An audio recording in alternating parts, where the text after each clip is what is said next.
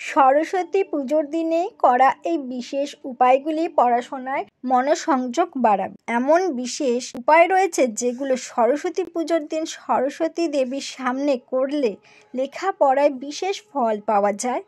যাদের একেবারেই পড়াশোনায় মন নেই বা একদমই লেখাপড়া করতে চায় না, তাদের জন্য আজকের এই বিশেষ উপায়গুলি রইল। প্রত্যেক ছাত্রছাত্রী এই উপায়ের মাধ্যমে লেখাপড়ায় উন্নতি করতে পারবে। তবে বিদ্যায় উন্নতি করার জন্য মনোযোগ দিয়ে লেখাপড়া করাই বিশেষ জরুরি। তবে আজকাল অনেক ছাত্রছাত্রীরাই পড়াশোনার দিক থেকে বলতে গেলে অনেকটাই পিছিয়ে পড়ছেন। তারা এই উপায় অবলম্বনের ফলে তাদের বিদ্যার ক্ষেত্রে দ্রুত বৃদ্ধি ঘটবে। প্রথমে যে কাজটি করবেন সেটি হলো একটি পাত্রে একটু দুধ ও কেশর মিশিয়ে নিন। তারপর ছোট্ট এক টুকরো ডালিম গাছের ডাল সংগ্রহ করুন এবং সরস্বতী পুজোর দিনে পুজোর সময় সরস্বতী দেবীর সামনে আপনারা পূর্ব দিকে মুখ করে বসুন।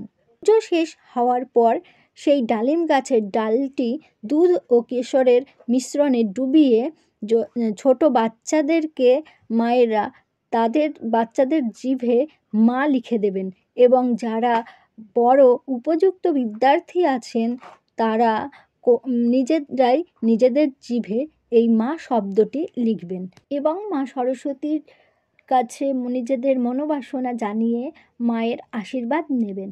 দেখবেন এর ফলে আপনাদের পড়াশোনার যে মনোসংযোগের কম ছিল সেটি দিনে দিনে বৃদ্ধি পাচ্ছে এবং আপনারা পড়াশোনায় খুব ভালো সুফল পাচ্ছে।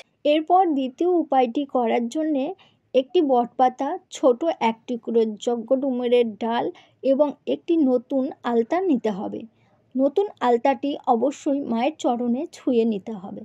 তারপর যজ্ঞডুমুরের ডালটি পেনের মতো করে কেটে নিয়ে এই যজ্ঞডুমুরের ডাল দিয়ে বটপাতার ওপর আলতা দিয়ে নিজের সন্তানের নাম লিখতে হবে বা যারা পারেন তারা নিজেরাই নিজেদের নাম লিখবেন।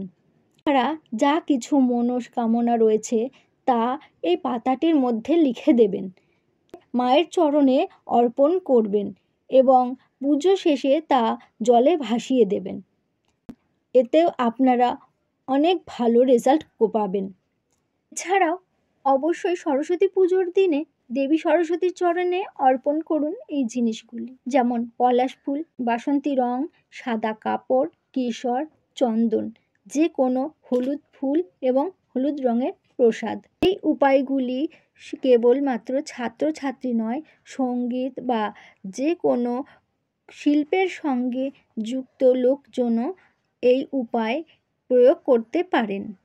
তাছাড়াও দেবী সরস্বতীর কৃপা পাওয়ার আশায় আমরা প্রায় সারা বছরই অধীর আগ্রহে বসে থাকি। বিশেষ করে বিদ্যার্থীদের কাছে দেবী সরস্বতী হলেন পূজনীয় দেবী। এছাড়া সব বাঙালির কাছে তিনি পরম পূজনীয়। তার আশীর্বাদে শুধুমাত্র বিদ্যা নয়, বুদ্ধিও বৃদ্ধি পায়। এই দিনে বিশেষ কিছু নিয়ম রয়েছে যা সঠিকভাবে পালন করলে নানাভাবে উপকৃত হওয়া যায়।